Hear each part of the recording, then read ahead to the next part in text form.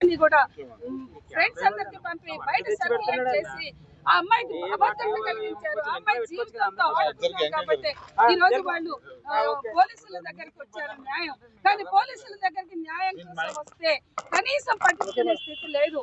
ఇక్కడ పడిగాపులు పడి గంటలు ఉండి ఆఖరికి ఆత్మసంపర్పణ చేసుకుంటా అంటే మాత్రమే ఎఫ్ఐఆర్ చేశారు. మేము ఇవాళ ఒకటే ప్రశ్నిస్తున్నాం. దేశంలో నిర్భయ చట్టం ఉంది. నిర్భయ చట్టం చెప్తుంది పోలీసులైనా ప్రభుత్వ ఉద్యోగులైనా పారామిలిటరీ దళాలైనా రాజకీయ నాయకులైనా నేరం చేస్తే లైంగిక నేరాలు చేస్తే సామాన్యుల కన్నా గట్టిగా స్ట్రింజెంట్ గా మరింత కఠినంగా వ్యవహరించాలి అని నిర్భయ చట్టం చెప్తుంది. మరి నిర్భయ చట్టం అమలు చేసే పరిస్థితి ఉందా లేదా? 2013లో ఆమోదించుకున్న నిర్భయ చట్టం ఇవాళ ఈ భారతదేశంలో ఒక్కసారి కూడా రివ్యూకి నోచుకొని ఈ నిర్భయ చట్టం అమలుకి ఈ పోలీసులు సిద్ధంగా ఉన్నారా లేదని మేము ప్రశ్నిస్తున్నాం.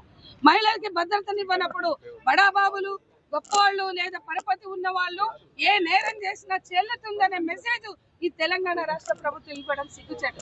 ఇప్పటికే భారతదేశంలో బిల్కిస్ బానో లాంటి బాధితులకి న్యాయం చేయకుండా కోర్టు వేసిన శిక్షను కూడా తగ్గించి నేరస్తులు ఊరేగించిన చరిత్ర బీజేపీకి ఉన్నది.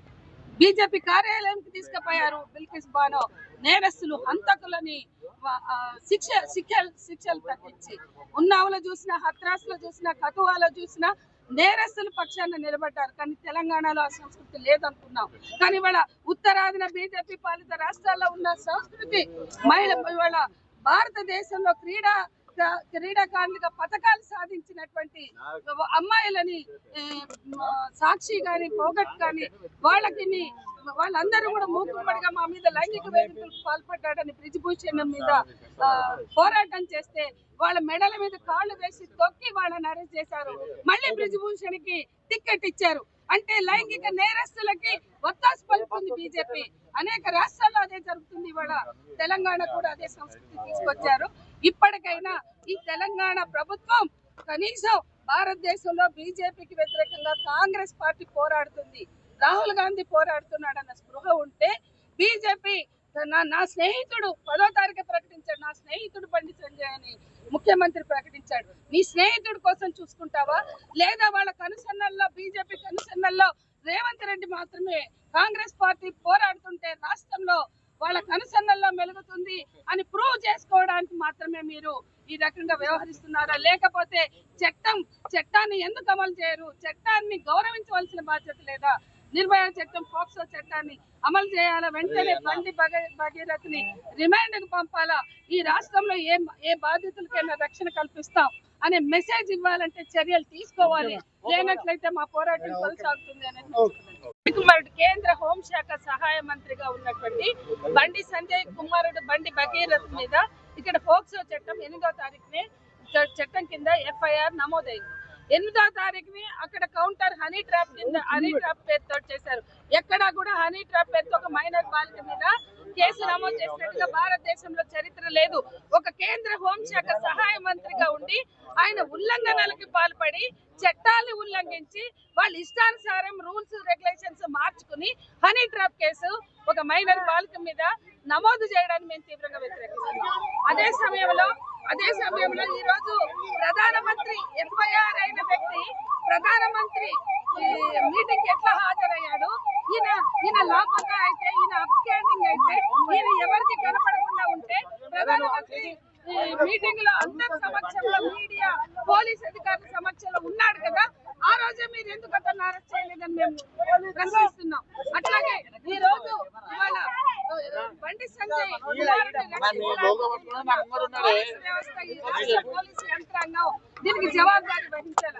మైనర్ బాలిక మీద ఆ కుటుంబానికి రక్షణ లేకుండా చేసి ఆ కుటుంబాన్ని భయభ్రాంతులకు గురి చేస్తూ ఈ నెల 21న ఒక మీడియా ప్రతినిధి సంగప్ప మీడియేషన్ కి వెళ్ళాడు. ఆ తర్వాత బండి సంజయ్ గారు సాక్షాత్తు చర్చలకు వెళ్ళారు. ఇన్ని చర్చలు జరిపినాక బెదిరించి మీ అమ్మాయి మా అబ్బాయితో తిరిగిందని ఏంటి నమ్మకం అని ఒక కేంద్ర సహాయ మంత్రి మాట్లాడితే ఒక సామాన్యులకి న్యాయం ఎక్కడి నుంచి జరుగుతుంది? ఇవాళ ఒక మైనర్ బాలికకి పోక్సో చట్టం ఎట్లా అమలు చేయాలో పోలీసులకు తెలియదా? పోక్సో చట్టం కింద నేరస్తుల్ని ఇమీడియట్ గా అరెస్ట్ చేసి రిమాండ్ కి పంపించాలని తెలియదా? అసలు ఈ పోలీసు శాఖ 10వ తారీఖు మీటింగ్ లో కనపడిన వ్యక్తిని అరెస్ట్ చేతగాక కనిపించడం లేదు. ఫోన్ స్విచ్ ఆఫ్ ఉన్నది, నోటీస్ ఇచ్చాము, సిట్ వేసాము అని మాట్లాడేది. సిట్ ఎందుకు వేస్తారండి? పోలీసులు ఎప్పుడు పోక్సో చట్టం అమలు చేయలేదా? ఇంతవరకు పోక్సో చట్టం ఈ పోలీస్ స్టేషన్ లో ఈ పరిధిలో నమోదు కాలేదా? ఎప్పుడు పోక్సో చట్టం నమోదైతే ఎట్లా చేస్తారో అట్లా చేయవలసింది. సిట్ పేరుతో కాలయాపన చేసి ఎందుకు అరెస్ట్ చేయలేదు అంటే సిట్ వేశాము అని చెప్పడం అనేది కూడా సరైనది కాదు. ఇవాళ ఇది మానవ హక్కుల ఉల్లంఘన, మహిళల హక్కుల ఉల్లంఘన, మైనారిటీ బాలిక మీద చేసిన దాడిగా మేము తీవ్రంగా నిరసన వ్యక్తం చేస్తున్నాం. ఇమీడియట్ గా ఎక్కడ ఉన్న అదే మామూలు వాళ్ళు ఎక్కడ ఉన్నా పట్టుకొచ్చే ఈ పోలీసులు అసలు బండి సంజయ్ కుమారుడు ఎక్కడ ఉన్నాడో తెలియదనడం విడ్డూరంగా ఉన్నది. కేవలం అతన్ని రక్షించడానికి కేంద్ర హోంశాఖ సహాయ మంత్రి అయితే వాళ్ళ కొడుకు ఏమైనా చేయగలరా? అమ్మాయిలతో ఆడుకోగలడు, వెంటబడతాడు, వేధిస్తాడు, ప్రేమించమంటాడు. ఆ అమ్మాయి ఇంటర్ చదవడానికి లండన్ వెళ్తుంటే నువ్వు వెళ్ళొద్దు, నువ్వు వెళ్తే నేను చచ్చిపోతా అని మాట్లాడతాడు.